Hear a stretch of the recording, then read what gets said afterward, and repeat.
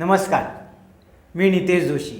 Nitesh films प्रस्तुत कलासंवाद या कार्यक्रमामध्ये मी तुमच्या सगळ्यांचे स्वागत करतो. आजच्या या भागामध्ये भरतनाट्य नृत्य याविषयीची माहिती आणि संवाद आपण साधणार आहोत. तर हा संवाद साधण्यासाठी आपल्या नितेश फिल्म स्टुडिओमध्ये राजश्री जोशी फाटक मॅडम आलेल्या आहेत. तर त्यांच्याविषयी आपण या AV क्लिप माध्यमातून जाणून घेऊया. राजश्री फाटक मॅडमनी वयाच्या साधारण 8व्या वर्षापासून भरतनाट्यम नृत्यकलेला शिकायला सुरुवात केली. सुरुवातीला त्यांनी गुरु शोभनाताई खुल्लम यांच्या नटराज कला मंदिर अकॅडमीच्या आणि भारतीय संगीत समितीच्या परीक्षा त्यांनी दिल्या. शालेय शिक्षण चालू असतानाच त्यांनी त्याच्यासोबत अनेक स्पर्धांमधून भाग घेऊन बक्षिसे मिळवलेली आहेत. शालेय शिक्षण झाल्यानंतर अश्विनी टीचर यांच्याकडून त्यांनी नृत्याचे 2 वर्ष प्रशिक्षण घेतले.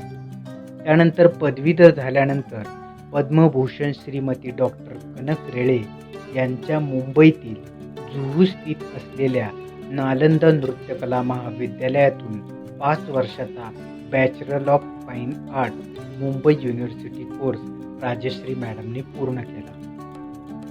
त्यानंतर त्यांनी त्यांचा पहिला परफॉर्मन्स, ज्याला भरतनाट्यामध्ये अरंगेत्रम असं म्हणतात, व झारखंड येथील बिहारमध्ये श्री श्री ठाकूर अनुकूल चंद्र चक्रवर्ती या आपल्या गुरूंसमोर सादर केला.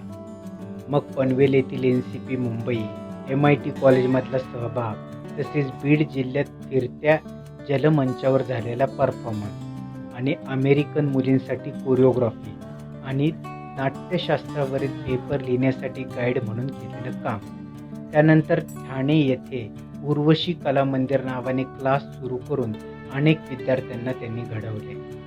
ठाणे येथे असतानाच त्यांनी ठाणे वार्ता या वाहिनीवर वृत्तनिवेदिका म्हणून 2 वर्ष काम केले. लग्नानंतर त्यांनी जर्मनीत स्थायिक असताना महाराष्ट्र मंडळातर्फे अनेक कार्यक्रमात परफॉर्मन्सही केले. सध्या राजश्री मॅडम उस्ताद उस्मान खान यांच्याकडे सतार वादनाचे प्रशिक्षण घेत आहेत. अशा पद्धतीने अविरतपणे त्यांनी त्यांच्या भरतनाट्यम या नृत्यकलेला जोपासलेला आहे.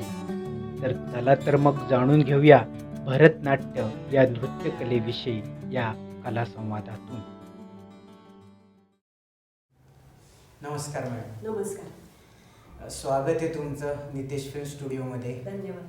अगदी सुरुवातीचा प्रश्न विचारतो तुम्हाला की भरतनाट्य या नृत्यशैलीकडे तुम्ही कसे काय वळालात? सांगायला आवडेल, खरोखर म्हणजे लहानपणापासून मला खूपच भरतनाट्यम या नृत्य प्रकाराची आवड होतीच.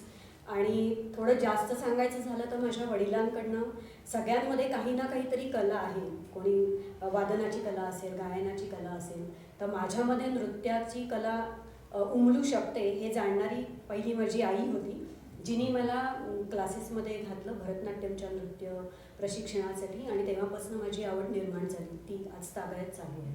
म्हणजे लहानपणापासूनच तुम्ही सुरुवात केली? लहानपणापासूनच म्हणजे मी जवळजवळ एक 8 ते 9 वर्षाची असेल तेव्हापासूनच मी भरतनाट्यम नृत्य शिकायला सुरुवात केली ठाण्यामध्ये असताना. ओके. ह्या भरतनाट्य नृत्य शैलीचा काही इतिहास आहे का? म्हणजे त्याचा उगम कुठून झाला किंवा त्याच्याविषयीचा इतिहास काय सांगू शकाल तुम्ही? बघा, असं आहे की साधारण असं म्हणतात की ही जी कला आहे भरतनाट्यम नृत्य कला ही 2000 वर्ष तरी जुनी आहे. आणि ह्याचं जे मूळ आहे ते साधारण तमिळनाडूमध्ये चिदंबरम जे टेम्पल आहे, जिकडे आम्ही नृत्यकलेचं जे आमचं दैवत आहे लॉर्ड शिवनटराज, त्यांचं चिदंबरमला टेम्पल आहे, तिकडे त्याचा उगम झाला आहे असं मानतात. दुसरं अशी पण एक कथा प्रचलित आहे की भरतमुनी जे होते आणि ब्रह्मदेवांनी भरतमुनींना ही कला सांगितली, त्या कलेचं त्यांनी संस्कृत भाषेमध्ये एक जो ग्रंथ लिहिला, म्हणून पण ते भरतनाट्यम म्हणून प्रसिद्ध आहे. नाट्यशास्त्र नावाचा त्यांनी ग्रंथ लिहिला आणि ते भरतनाट्यम म्हणून प्रचलित झालं. पण मूळचं तमिळनाडूमध्ये तंजावरमध्ये ही कला जास्त प्रचलित झाली आणि मग ती पुढे उदयास आली. मग त्याला असं पर्टिक्युलर भरतनाट्य हेच का नाव आहे? एकदा मी तुम्हाला आत्ता म्हटलं तसं की ब्रह्मदेवानी भरतमुनींना ही कला सांगितली आणि भरतनाट्यम किंवा नाट्यशास्त्र नावाचा भरतमुनींनी जो ग्रंथ लिहिला ना त्याची पण भरतनाट्यम कलेला जोड मिळाली. आणि दुसरं असं म्हणतात की नावातच आहे भरत. भ म्हणजे भाव, र म्हणजे राग, त म्हणजे ताल आणि नाट्य म्हणजे डान्स. तमिळ भाषेमध्ये नाट्य म्हणजे डान्स, त्याच्यामुळे त्याला भरतनाट्यम असं नाव दिलं गेलं. मग ही जी भरतनाट्य शिकण्याची जी काही प्रोसेस आहे की म्हणजे ती प्रोसेस काय आहे? प्रोसेस अशी आहे बघा, की जर का आपल्या मुलीला जर आपल्याला वाटत असेल की आपण त्याच्यामध्ये कलेचा स्पार्क आहे, हे लहानपणापासूनच आजकाल तर हे पॅरेंट्सना, सगळ्या पालकांना खूपच जाणवतं की माझ्या मुलीला कलेची आवड आहे, नृत्य येत आहे, संगीत येत आहे. तर ह्याच्यासाठी प्रोसेस म्हणाल तर असं काही नाही आहे. जसं आपण बाकीच्या सगळ्या शास्त्रीय कलांचं शिक्षण घेतो तसंच त्याच प्रोसेसमध्ये हे जायला लागतं. फक्त आजकालची खूप घाई आहे पालकांना की माझ्या मुलीला खूप उत्तम डान्स येतोय, मग ती 3 वर्षाची असेल, 4 वर्षाची असेल, तिला डान्स शिकवा.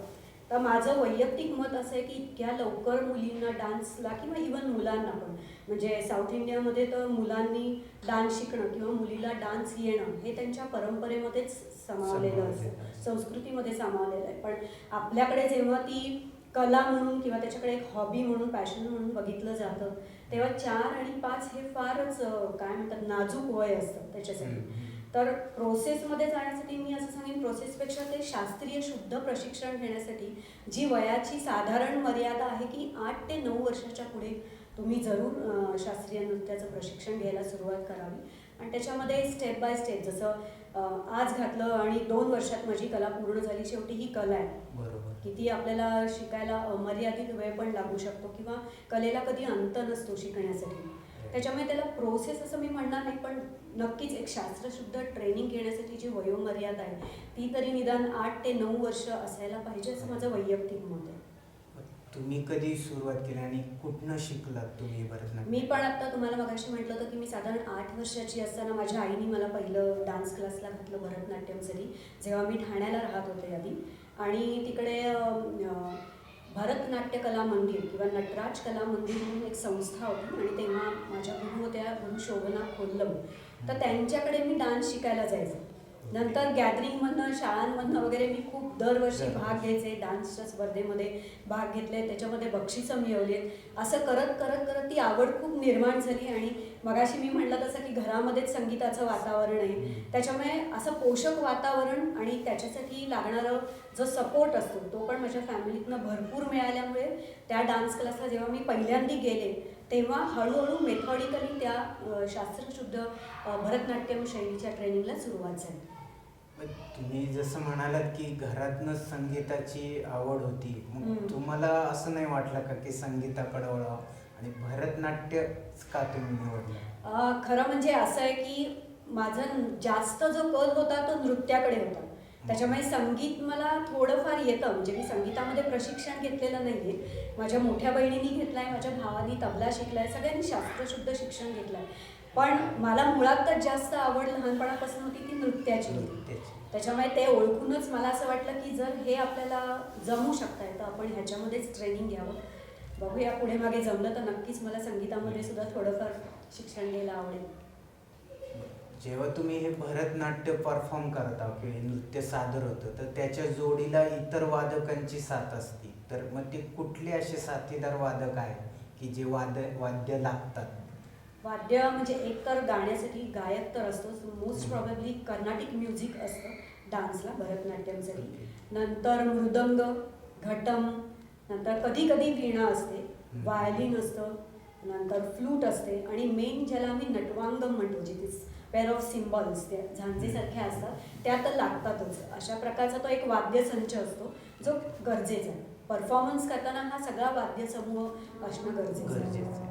मी असं पाहिले की जेव्हा ते नृत्य सादर करतात, त्याची प्रॅक्टिस करतात, तेव्हा ती पायाची थाप देतात किंवा पायाचा आवाज देतात, ते नेमकं काय आहे? ते खूप बेसिक आहे. भरतनाट्यममध्ये एक पॉश्चर ठरलेलं असतं. तुम्ही जर कधी ऑब्झर्व केलं असेल तर ते स्क्वेअर शेप साधारण पॉश्चर असतं, जिकडे तुमचे गुडघे बाजूला असतात आणि अशा टाईपचं ते पॉश्चर असतं. वेळेस कथ्थकमध्ये तुमचं पॉश्चर स्टँडिंग पॉश्चर जास्त आहे आणि ह्याच्यामध्ये हाफ सिटिंग असतं.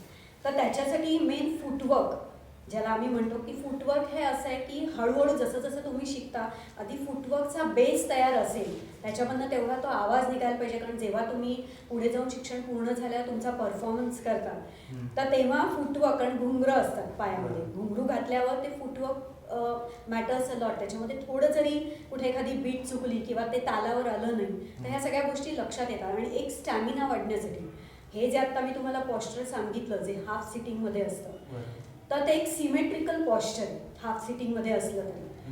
आणि त्याच्यासाठी एक स्टॅमिना, एक त्याचा बेस तयार झाला की हळूहळू footwork, hand gestures, facial expressions या सगळ्याचं ॲड ऑन होत होत ती कला बहरते. त्याच्यामुळे ते पहिलं ट्रेनिंगची जी सुरुवात होते ती थाप कशी मारायची, त्याच्यामध्ये खूप छोटे छोटे टेक्निकॅलिटीज आहेत ते की आत्ता मी फार डिटेलमध्ये सांगत नाही. पण त्याच्यासाठी ते आवश्यक आहे की तो पाय बरोबर उचलून कसा जमिनीवर मारायचा आणि त्याचा कसा आवाज यायला पाहिजे आणि त्या किती स्पीड्समध्ये तो नंतर ग्रॅज्युअली वाढत जातो या सगळ्या गोष्टी पण त्याच्यामध्ये काउंट होतात. त्याच्यामुळे तुम्ही जे आत्ता म्हणलात की ती जी पायाची थाप आहे ती कशी बरोबर पडायला पाहिजे आणि ते जे काही सिमेट्रिकल पॉस्चर आहे ते कसं हालायला नाही पाहिजे याच्यासाठीचं ते ट्रेनिंग तेव्हा दिलं जातं. जसं आता तुम्ही उल्लेख केला की वेगवेगळ्या पोस्चर्समध्ये तुम्ही हा डान्स करता, तो त्याच्या काही पोजेस घेता, मग त्याच्यासाठी साहजिकच आहे की स्टॅमिना हवाच. हो, तर मग त्याच्यासाठी तुम्ही काही वेगळ्या अशा एक्सरसाइज करता का प्रॅक्टिस दरम्यान? एक्झरसाईज असतात त्याच्यासाठी खूप मेथॉडिकली एक्झरसाइजेस दिले जातात. आणि मला सांगायला आवडेल मी जेव्हा हॉबी क्लासमधनं ठाण्याला शिकले तेव्हाही आणि पुढे मी जेव्हा डान्समध्ये डिग्री घेतली मुंबई युनिव्हर्सिटीची तेव्हा पण आम्हाला आधी योगाचे एक्झरसाइज असायचे. योगा असायचा स्टॅमिनासाठी, नंतर डान्सशी रिलेटेड त्याचं पॉस्चर व्यवस्थित राहण्यासाठी पण एक एक्झरसाइजेस असायचे आणि त्याच्यामुळे स्टॅमिना बिल्डअप व्हायला नक्कीच मदत व्हायची. पण ते डान्सशी रिलेटेड जास्त असायचे. ओके.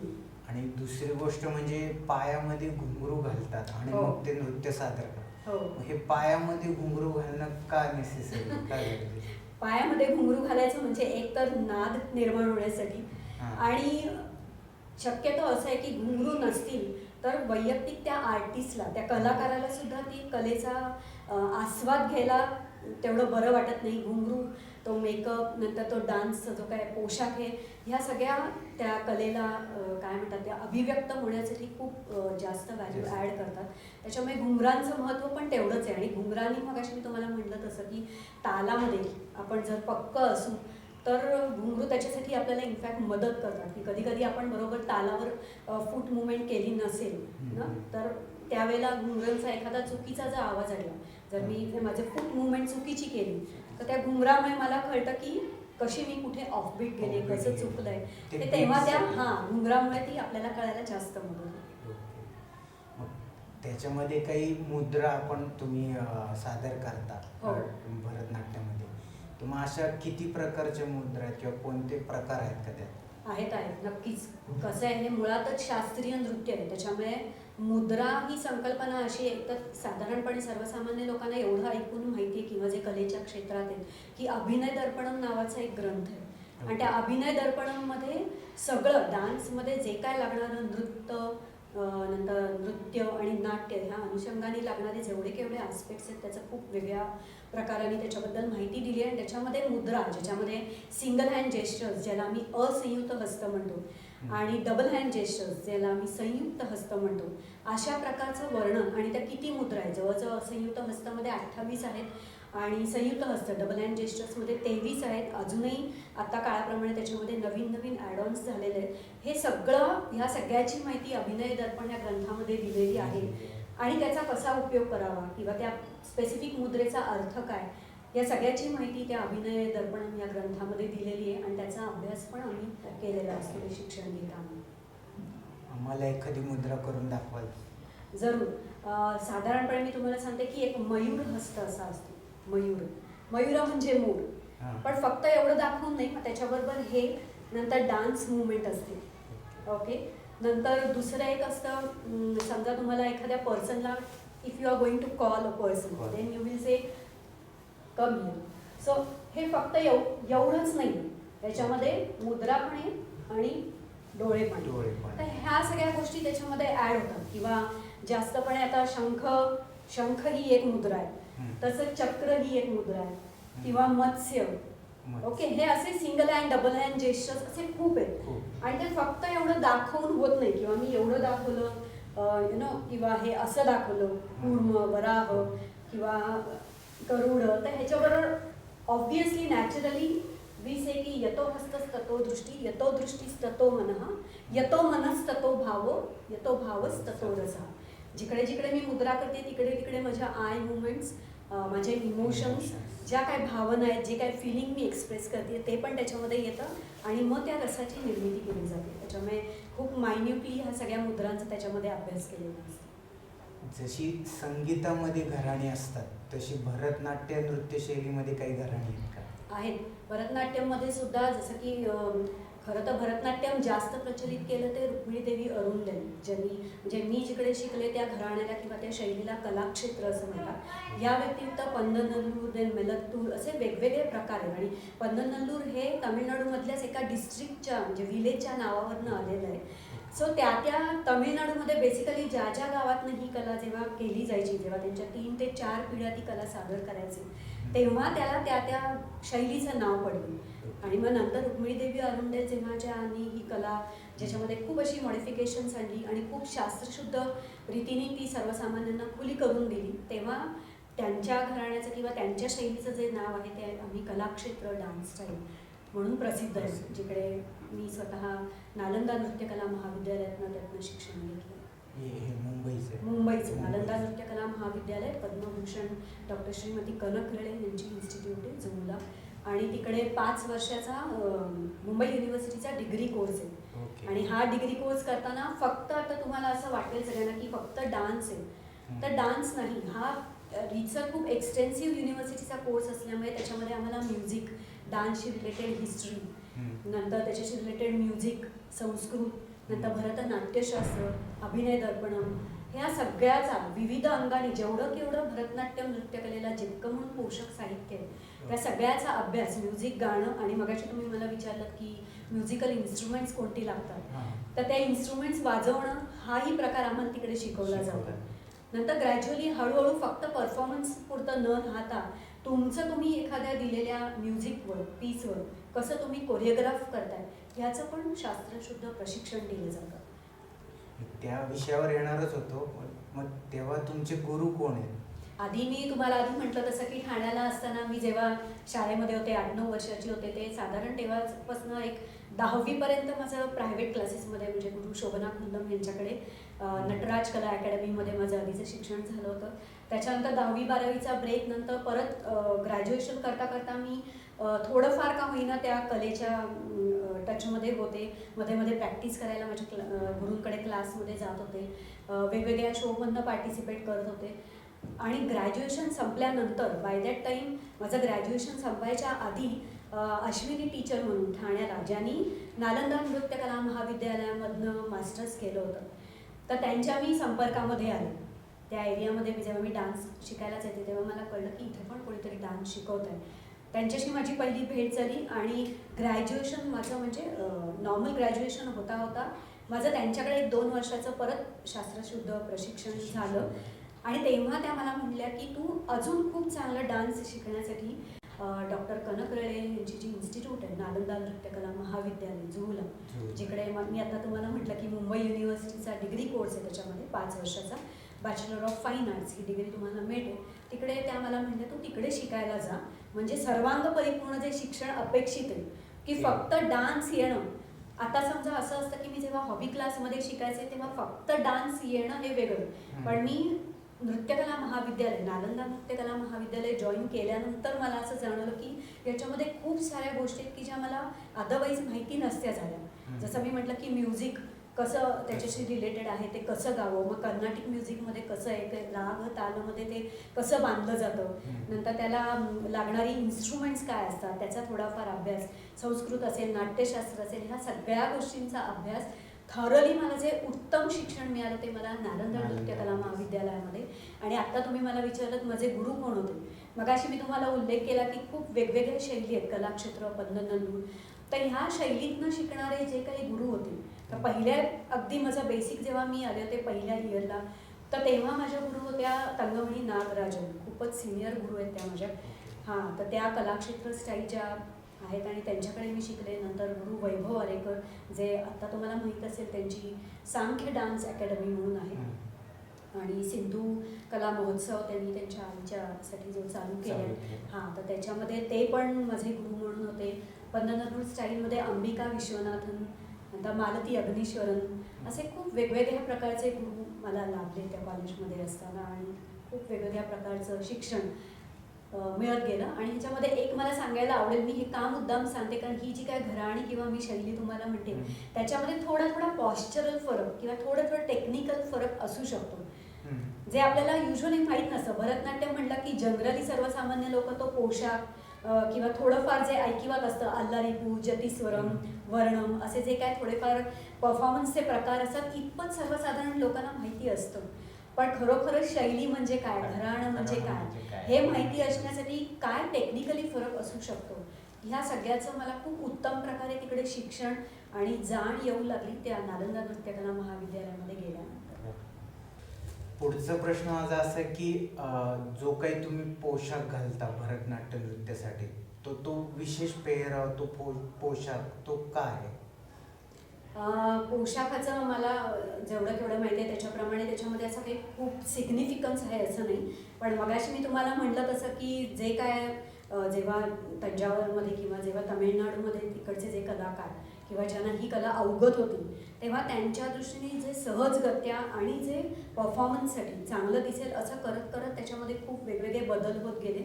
आणि जेव्हा केव्हा शास्त्रीय नृत्य तुम्ही सादर करता तेव्हा पोशाख हा असा असावा की तो अजून त्या it adds to the beauty of that particular dance style. त्याच्यामुळे तेवढं होतं, त्या प्रकारे तो पोशाख दिला गेलेला असतो.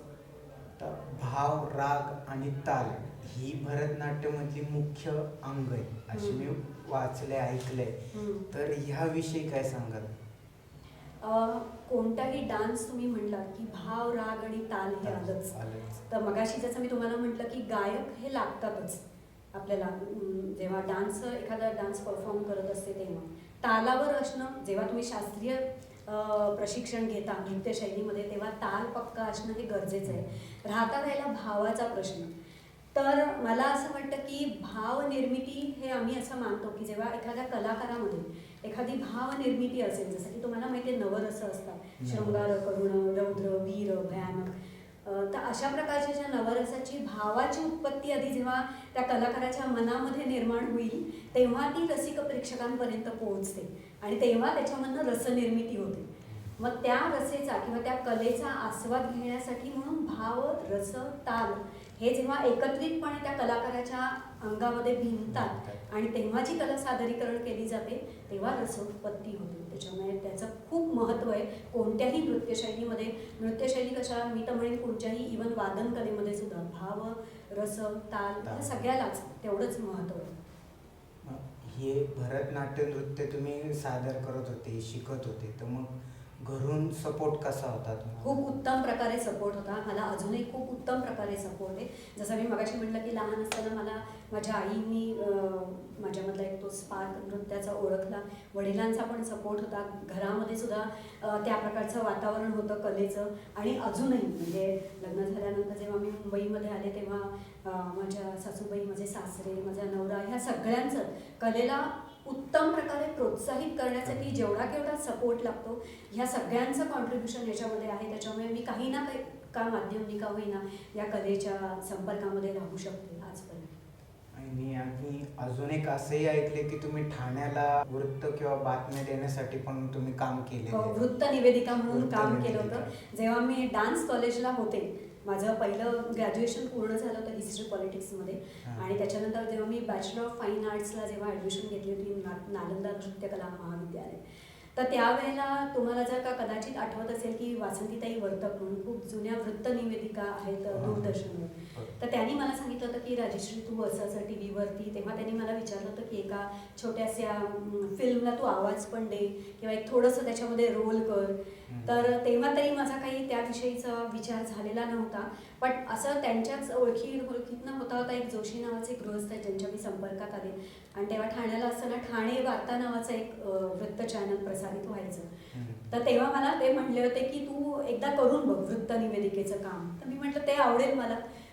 युजली कॅमेराची तशी ओळख झालेली होती ह्या फील्डमध्ये असल्यामुळे, आणि तो तेव्हाचा माझा पहिला अनुभव होता वृत्त निवेदिका म्हणूनचा, आणि मी तो खूपच एन्जॉय केला तो अनुभव. अजूनही त्याच्या काही आठवणी माझ्याच स्मरणात आहे. जेव्हा मी पहिल्यांदा कॅमेरा फेस केला होता तेव्हा कसं बोलायचं, किंवा ते वृत्त वाचताना काय व्हायला पाहिजे काय नाही व्हायला पाहिजे, या सगळ्या गोष्टींचा थोडाफार का होईना मला त्याचा परिचय झाला त्यावेळेला. आता तुम्ही 15 वर्ष तुम्ही भरतनाट्यम या कलेशी अविरत तुम्ही होता, तर मग ह्या मागे वळून बघताना ही 15 वर्ष तुम्ही भरतनाट्याची ही जी काही शोज केले, जे काही परफॉर्मन्स केले, तर मागे वळून बघताना काय वाटतं तुम्हाला की आता अजून काही गोष्टी राहिल्या आहेत की ह्या करायच्या होत्या?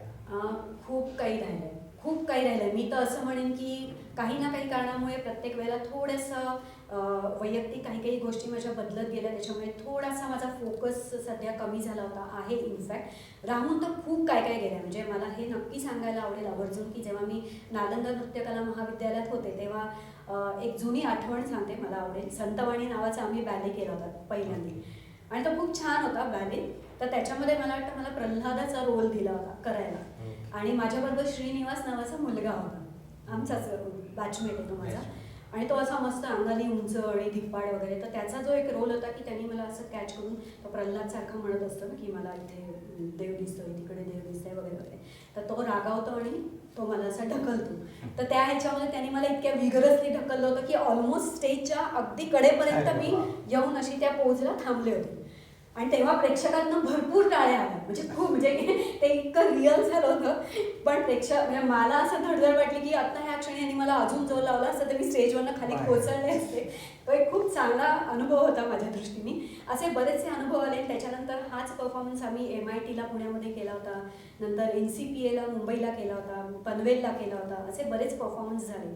पण जर तुम्ही ऐकलं असेल की शास्त्रीय भरतनाट्यम नृत्य शिकल्यावर पहिला युजली जो परफॉर्मन्स असतो त्याला अरंगेत्रम असं संबोधलं जातं, आणि माझ्यासाठी माझं अरंगेत्रम मी केलं. माझे जे आध्यात्मिक किंवा स्पिरिच्युअल गाईड आहेत झारखंड डिस्ट्रिक्टमध्ये देवघरमध्ये श्री श्री अनुकूल चंद्र चक्रवर्ती म्हणून, तर त्या आश्रमामध्ये माझी तेवढी इच्छा होती की मला कुणाहीसाठी डान्स माझा परफॉर्म करायचा नाही. माझा पहिला जो डान्स परफॉर्मन्स असेल तो मला फक्त आणि फक्त माझ्या आध्यात्मिक गुरूंच्या पुढेच सादर करायची कला, आणि तो योग मला त्यांच्या कृपेने आला. एवढी मोठी आठवण माझ्याकडे आहे.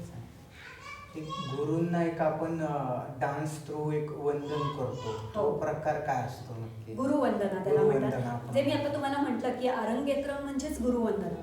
जेव्हा केव्हा मी डान्स माझा पूर्ण केलं, शास्त्रीय प्रशिक्षण माझं झालं, तेव्हा वैयक्तिक पहिला माझा जो सगळ्या रसिक प्रेक्षकांसमोर आणि माझ्या गुरूंना एक गुरुवंदना म्हणून मी शिकल्याचं जो काही प्रकार आहे ज्याला अरंगेत्रम म्हणतात, ते गुरुवंदनेने सुरुवात होते. त्याला गुरुवंदना किंवा अरंगेत्रम असं संबोधलं जातं. मग आता जो तुम्ही परफॉर्मन्स सांगितला की जे तुमचा बॅचमेट होता की प्रल्हादाचं केलं, असा कुठला अजून कुठला परफॉर्मन्स आहे की तो तुमच्या कायम लक्षात राहिला?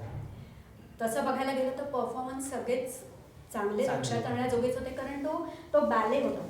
इंडिव्हिज्युअल परफॉर्मन्स म्हटला तर मी जर्मनीला असताना, येस मला आवडेल ते सांगायला, जर्मनीला जेव्हा आम्ही होतो, एक 6 वर्ष मी जर्मनीत होते, तेव्हा दर दिवाळीला किंवा सणावारी तुम्हाला माहिती असेल की तिकडे आपल्या मराठी महाराष्ट्र मंडळाचे वगैरे कार्यक्रम होत असतात.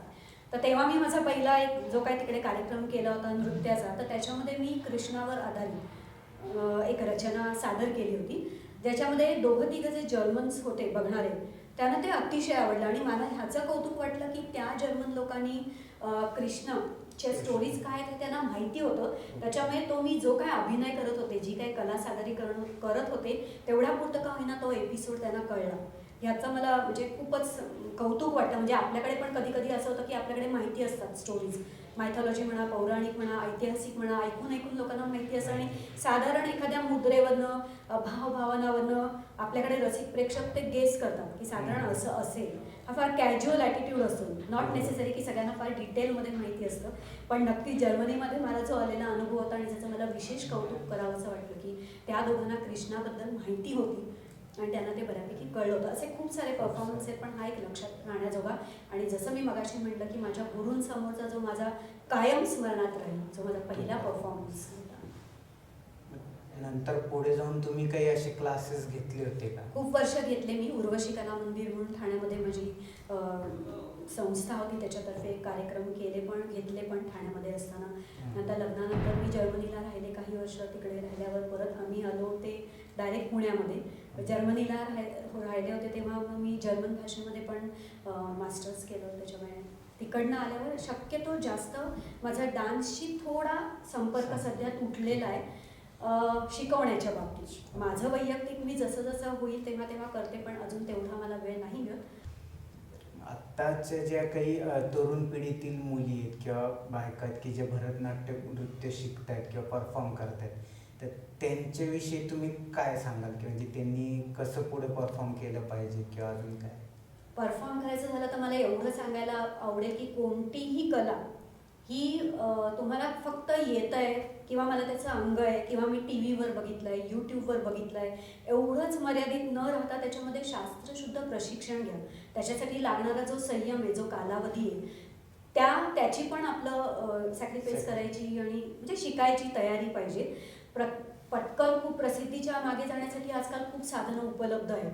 तर त्याच्या मागे न जाता मी वैयक्तिकरित्या एक व्यक्ती म्हणून त्या कलेने मी स्वतःला किती समृद्ध करीन आणि माझा बघण्याचा दृष्टिकोन, कलेकडे बघण्याचा आणि कलेचा आस्वाद घेण्यासाठी जी रसिकता मला लागेल, एक परफॉर्मन्स ॲज अन आर्टिस्ट म्हणून आणि रसिक प्रेक्षक म्हणून, हे दोन्ही जेव्हा मी स्वतः अनुभव करते त्याच्यासाठी खूप तुम्हाला म्हणतात तसं खूप मेहनत, परिश्रम, शास्त्रशुद्ध शिक्षण हे घेण्याची जास्त गरज आहे.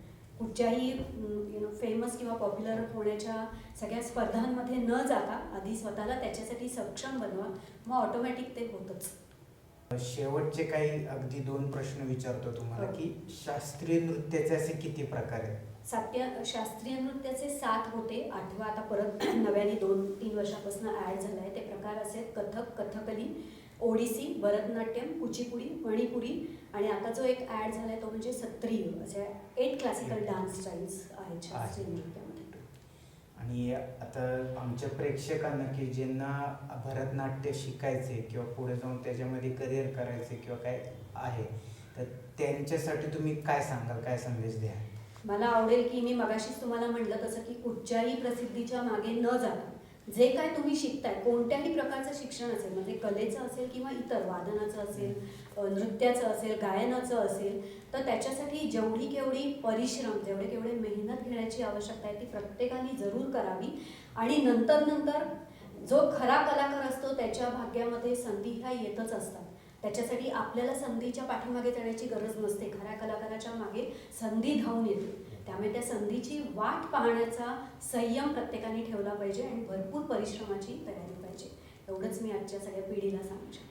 तर धन्यवाद मॅडम, तुम्ही नितेश फिल्म्स या स्टुडिओमध्ये कला संवाद या कार्यक्रमामध्ये आलात आणि उत्तम आणि अशी बेसिक जी काही लोकांना म्हणजे माझ्यासारख्या म्हणा किंवा माझ्यासारख्या असे इतर मित्र किंवा आमचे प्रेक्षक असतील त्यांना ह्या माहिती नव्हत्या की ही जे भरतनाट्याविषयीची जी काही बेसिक माहिती ही पण माहिती नसते काही लोकांना, ती तुम्ही खूप चांगल्या पद्धतीने आम्हाला दिली. तर त्यामुळे खरंच धन्यवाद तुमचे. धन्यवाद नितेश सर. मला परत एकदा सांगायला आवडेल की कला संवाद तुमच्या संस्थेतर्फे जे काय तुम्ही हा उपक्रम चालू केला आहे की कलेशी सर्वसामान्य लोकांना कसं जोडता येईल आणि त्याच्याविषयीची एक काय म्हणतात तुम्ही मूलभूत माहिती उपलब्ध करून देणं, या तुमच्या सगळ्या प्रकल्पासाठी तुमच्या संपूर्ण टीमचं मी कौतुक करते. आणि मला इथे आमंत्रित केल्याबद्दल जेवढं केवढं मला माहिती होतं तेवढं मी सांगायचा प्रयत्न केला आहे.